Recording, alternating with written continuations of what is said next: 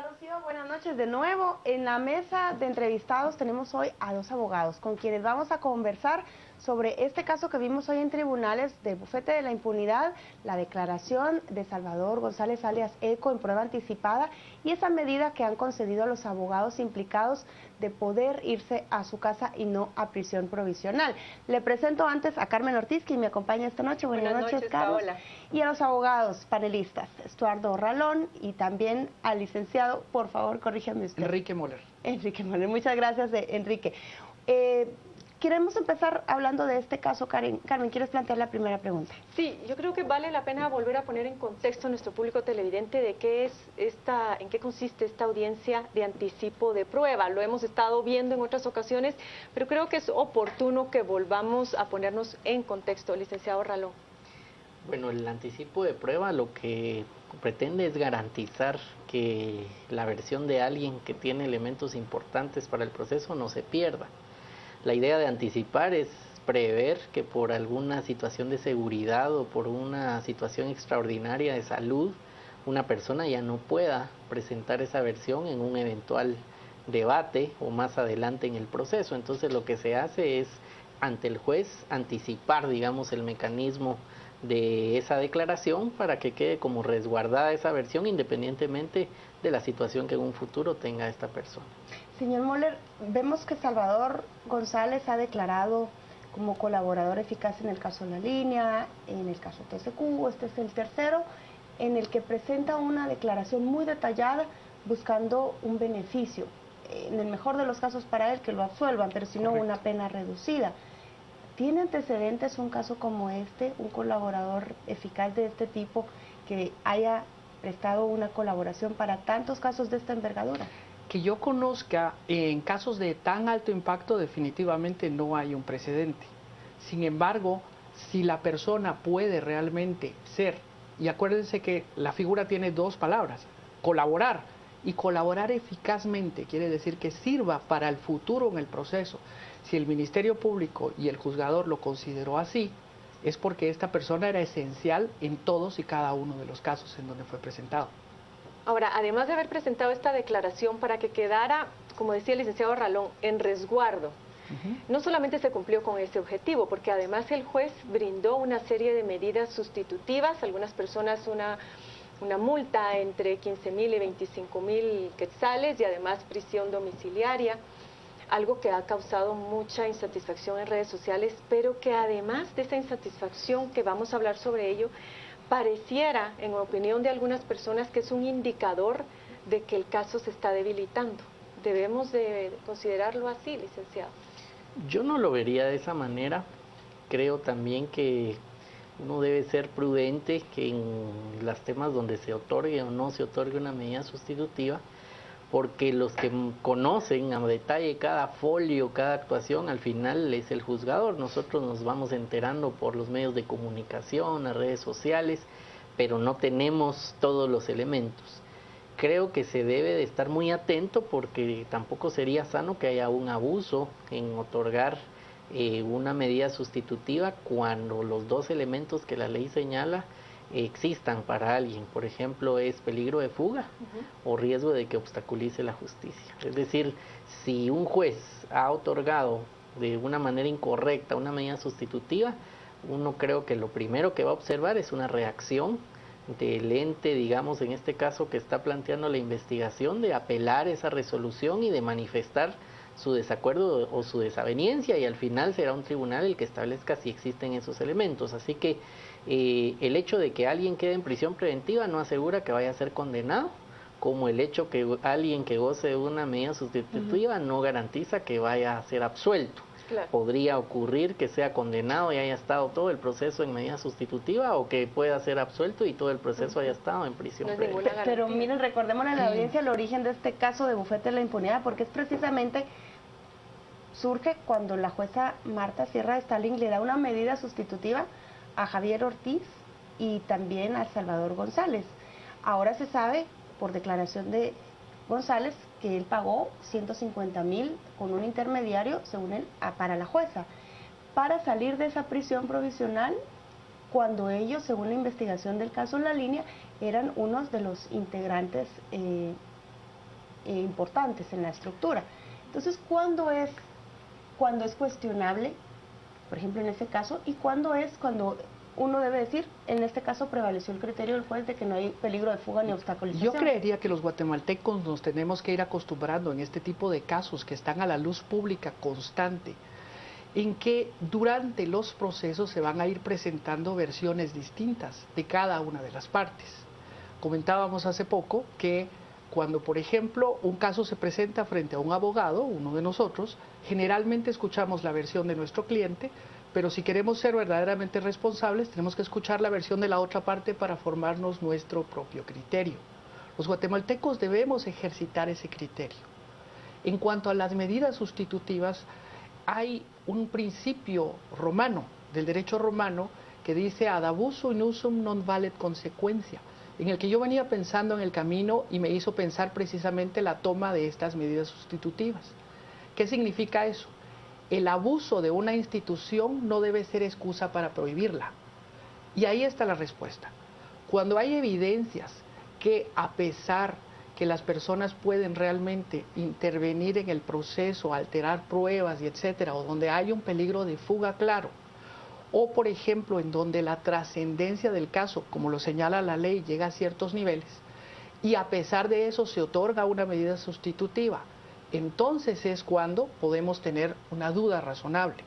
Sin embargo, el hecho que en un caso se otorgue una medida sustitutiva, como bien lo decía el licenciado Ralón, no significa que va a haber una sentencia absolutoria o una sentencia condenatoria. Creo que lo que nosotros debemos concentrarnos es en evitar y castigar el abuso, la comisión de delitos en el otorgamiento de estas medidas, pero no el otorgamiento de la medida misma. En este caso, si hubiera la duda en cuanto a los criterios del juez para haber brindado la medida sustitutiva, entiendo que el Ministerio Público podría apelar esa decisión, que sí, siempre es una posibilidad. Sí, es correcto. Yo particularmente creo que no fue bien otorgada la medida sustitutiva porque los antecedentes del caso ya tenían un intento de obstaculizar la justicia, que digamos parte de lo que se está ventilando, es un supuesto, pero se está ventilando de que se quiso forzar a que se emitiera una resolución judicial no apegado a derecho, por decirlo. Entonces, sin embargo, lo que uno conoce es lo que ha salido en los medios. Es por eso que hacía yo la observación que en cada caso no puede uno generalizar que cada vez que se emita una medida sustitutiva el juez es corrupto y el juez ya está, digamos, desbalanceando el caso, sino que creo que debe uno de analizar detenidamente y sobre todo creo que corresponde a las autoridades, si no está de acuerdo, cuestionar el criterio del juez. Ahora, cabe señalar en este caso en particular las personas a cuyo favor se otorgó la medida. No estamos hablando de comerciantes o personas particulares que no tengan una relación directa con el sistema de justicia.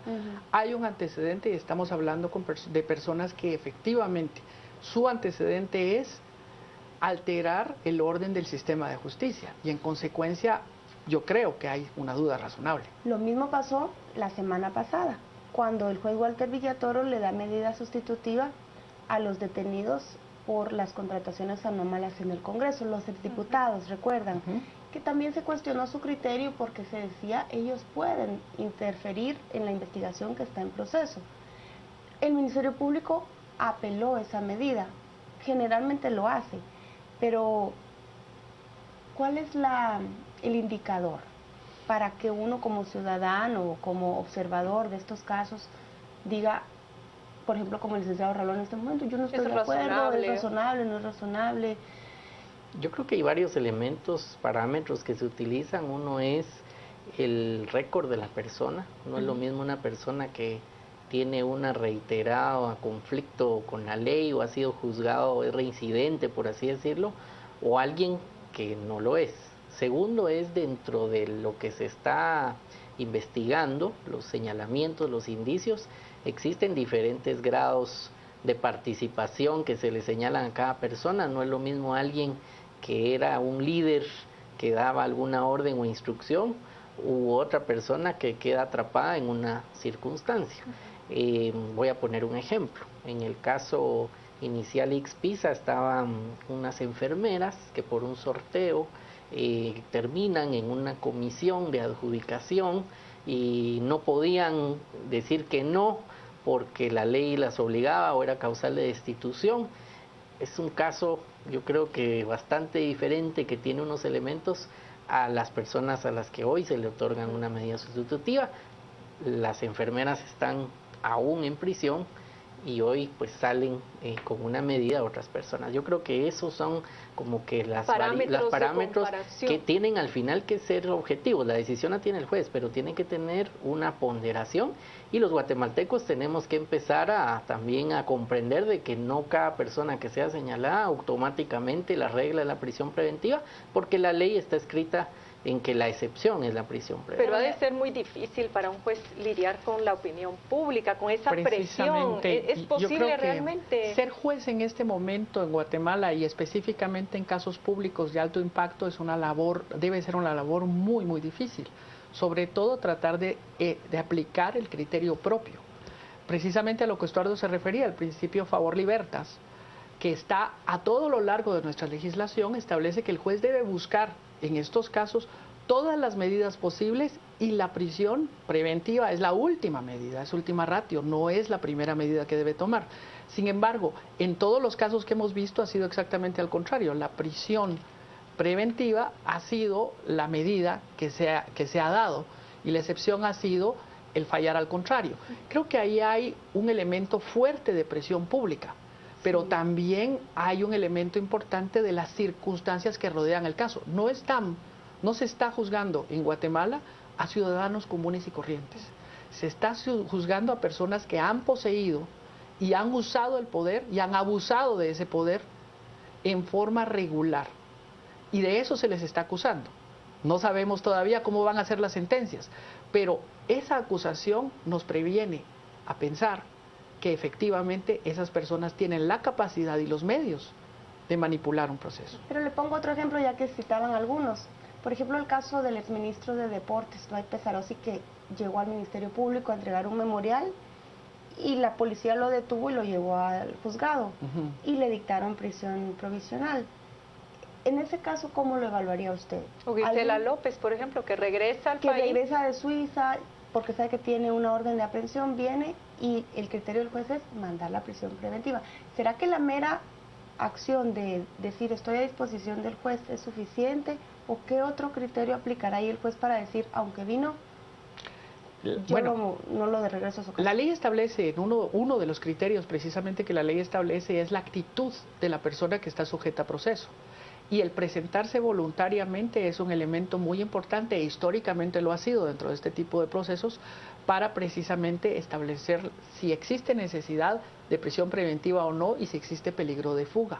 Si una persona se presenta voluntariamente y se somete voluntariamente a proceso, eso genera una presunción que no existe un peligro de fuga. La persona se está sometiendo voluntariamente a ese proceso. En este caso, como dice Estuardo, lo que nos encontramos es disparidades claras en la forma de tratar a distintas personas. A lo que nos estamos refiriendo es que si los criterios en la ley son claros, los guatemaltecos deberíamos estar poco a poco viendo y conociendo casos en donde la consistencia de los fallos judiciales debería ser evidente.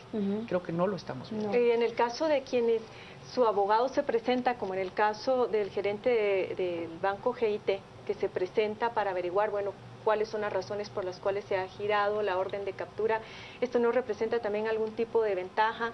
¿Esto finalmente sería valorado positivamente en el momento en que este señor se presentara ante los tribunales de justicia?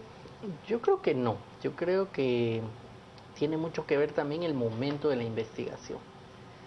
Es decir, recordemos que si está iniciando un plazo, viene, digamos, la etapa más sensible de la investigación antes de que se cierre ese periodo y formalizar o una acusación o un sobreseimiento. Entonces, al inicio puede ser que se necesite que unas personas estén en resguardo para que no obstaculicen ese proceso de investigación.